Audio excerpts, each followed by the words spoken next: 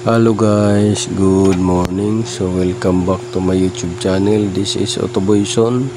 So ngayon guys, direct to the point tayo. So magre-repair tayo at check tayo ng horn.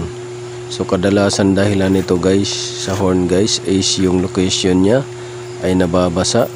So pag nabasa yung terminal, magka-corroded, dyan na mag-uumpisa yung hindi paggana niya.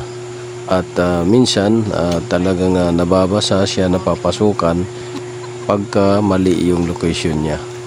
So kadalasan yan yung na-encounter natin.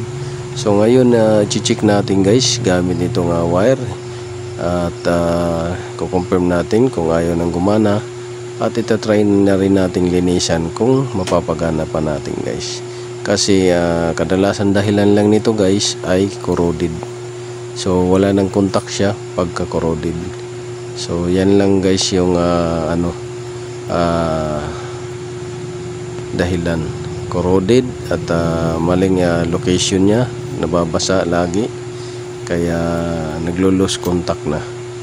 So yan guys, at ating papalitan at pagaganahin kung sakaling hindi na pwede.